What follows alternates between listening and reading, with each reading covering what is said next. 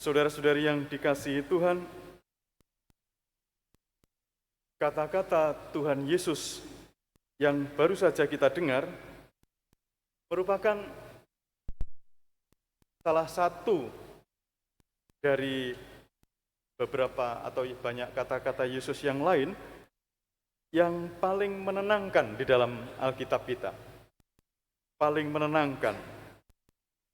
Kata-kata ini membawa ketenangan bagi kita yang membacanya. Datanglah kepadaku kalian semua yang letih lesu dan beban berat. Kata-kata ini juga membawa harapan bagi kita semua yang mendengarnya. Membawa rasa aman bagi kita yang menghayatinya. Dan dulu di buku TPE yang lama, buku TPE yang sebelumnya sekarang ini, itu biasanya ada di bagian sebelum komuni itu ada itu. Dan saya dulu sering mengutip kata-kata itu. Biarpun demikian, saudara-saudari, meskipun kata-kata itu indah, perlulah kita untuk tahu sebenarnya apa tujuan kata-kata itu disampaikan. Ya, ini tentang undangan ya, tentang undangan Tuhan Yesus. Undangan yang pertama, marilah kepadaku, kalian semua yang letih lesu dan berbeban berat. Aku akan memberikan kelegaan kepadamu. Awalnya, saudara-saudari, undangan ini ditujukan kepada pendengar Yesus yang biasa datang kepada ahli-ahli Taurat, yang biasa mendengarkan orang-orang Farisi dengan segala tekanannya. Di sana ada banyak aturan dan macam-macam itu. Sekarang Tuhan Yesus mengajak mereka untuk berpaling, datanglah kepadaku. Datanglah kepadaku. Selama ini hukum-hukum itu membuat mereka frustrasi, membuat mereka tidak berdaya. Aturan-aturan yang disampaikan oleh orang-orang Farisi itu membuat mereka sungguh-sungguh tidak berdaya. Dalam situasi yang semacam itu, Yesus mengatakan, datanglah kepadaku. Datanglah kepadaku. Saudara-saudari, ya umat SMTB tentu saja tidak lagi datang kepada orang-orang Farisi, bukan? Tidak lagi datang kepada ahli-ahli Taurat, tidak. Tapi jangan lupa umat SMTB bisa saja datang kepada siapalah begitu. Untuk hal-hal tertentu atau apalah begitu. Sulitan datang kepada dukun misalnya itu. Saja gitu. Tapi hari ini Tuhan mengingatkan kita semuanya, datanglah kepadaku. Percayalah kepadaku. Ikutlah aku, wahai umat SMTB dan romo-romonya. Maksud saya, ikutlah aku. Kemana aku pergi, kesanalah juga kamu harus pergi. Apa yang aku lakukan, lakukanlah juga.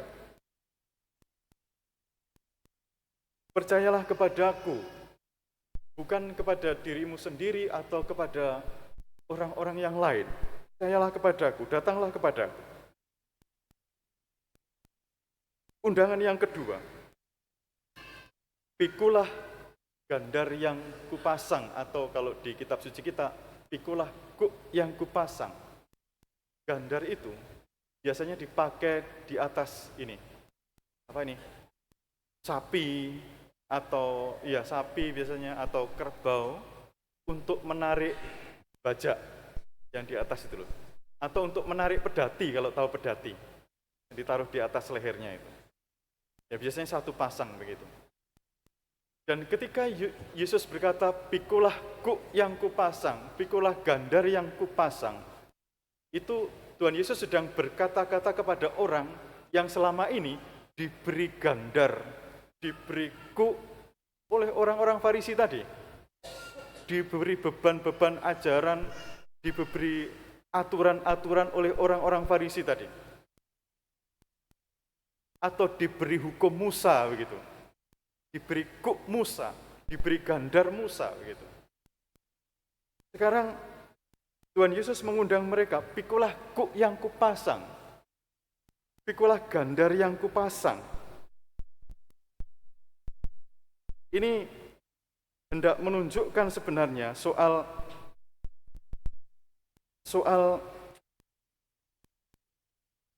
jika sebelumnya mereka ini dikendalikan, kan gandar itu kan tujuannya untuk mengendalikan seseorang sebenarnya, mengendalikan sapi atau apa itu, tujuannya untuk itu sebenarnya, supaya nggak belok sana, belok sini, dipakai itu. Pikulah, kalau selama ini mereka mengikuti gandarnya orang-orang Yahudi, sekarang mereka diundang untuk mengikuti gandarnya Yesus. Dengan kata lain, mereka sekarang diundang untuk ikut di bawah kendalinya Tuhan Yesus. Tuhan Yesus seakan-akan berkata kepada mereka, biarkan aku mempengaruhi kamu, biarkan aku menuntun kamu, biarkan kamu berada di bawah kendaliku. Dan hal yang sama berlaku untuk kita semuanya ini, biarlah aku mempengaruhi kamu, biarlah aku mengendalikan hidupmu. Dan tadi Tuhan mengatakan, enaklah kuk yang kupasang dan ringanlah bebanku. Ya mungkin kita protes ya, Tuhan, jadi orang Kristen itu tidak gampang. Betul Bapak Ibu, jadi orang Kristen itu kan tidak gampang. Mungkin kita protes begitu. Tuhan mengatakan, enaklah kuk yang kupasang. Tapi kita berkata, oh Tuhan tidak gampang loh. Tapi Tuhan Yesus mungkin juga mengatakan begini, memang benar bahwa mengikuti aku itu berat. Tetapi dalam kehidupan kalian, bukankah mengikuti bos itu juga berat itu?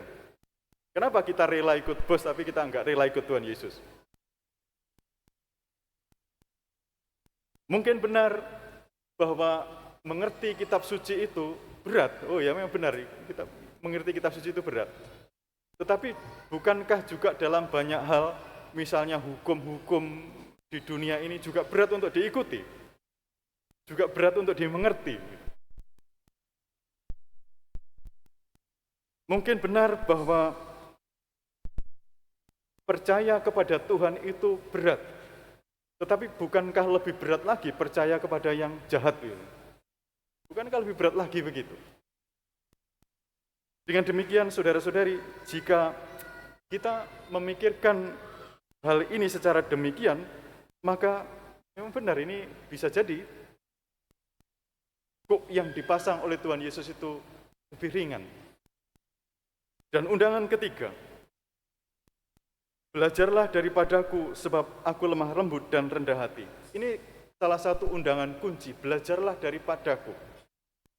Kalau Bapak Ibu yang saudara-saudari atau adik-adik yang pernah melihat, mungkin saya kira tidak pernah melihat, sapi itu ketika mau diajari, biasanya sapi muda, itu kalau mau diajari untuk menarik pedati atau menarik bajak, itu biasanya digandeng dengan sapi yang lebih tua.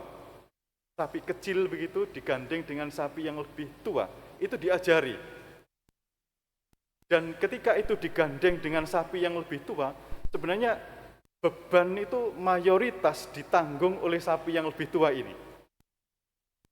Ditanggung oleh yang lebih tua ini. Dan ketika Yesus mengatakan, belajarlah daripadaku, Tuhan Yesus lebih dulu menanggung ini. Tuhan Yesus lebih dulu menanggung ini.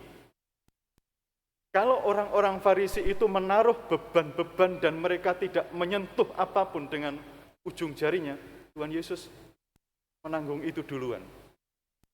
Dan kita diminta untuk belajar dari Dia. Dan mengapa kita harus belajar dari Dia? Karena Dia lemah lembut dan rendah hati. Dia bukan seperti orang-orang Farisi, kalau kamu tidak bisa, maka kamu akan berdosa begini. Kamu tidak masuk surga, kamu akan begini. Dia juga bukan seperti seorang bos yang otoriter. Kalau kamu nggak begini, plak, plak, plak. Tidak begitu. Dia lemah lembut dan rendah hati. Dia punya kuasa yang besar, tapi dia tahu menggunakan kuasa itu. Dia rendah hati, dia mengerti bahwa saya dan Anda sekalian ini adalah orang-orang yang lemah. Dia mengerti bahwa kaki-kaki kita ini tidak sekuat kaki Yesus. Dia mengerti bahwa kehendak kita ini tidak sekuat kehendak Yesus. Dia mengerti bahwa kita ini lemah dan kita perlu belajar dari dia. Saudara-saudari, Tuhan Yesus telah menanggung beban berat itu dan ia menghendaki sukacita kita, kelegaan sukacita kita. Maka pada hari ini kita diundang untuk semakin dekat dengan dia dan percaya kepada dia dengan sepenuh-penuhnya. Semoga berkat Tuhan melimpah untuk kita semuanya.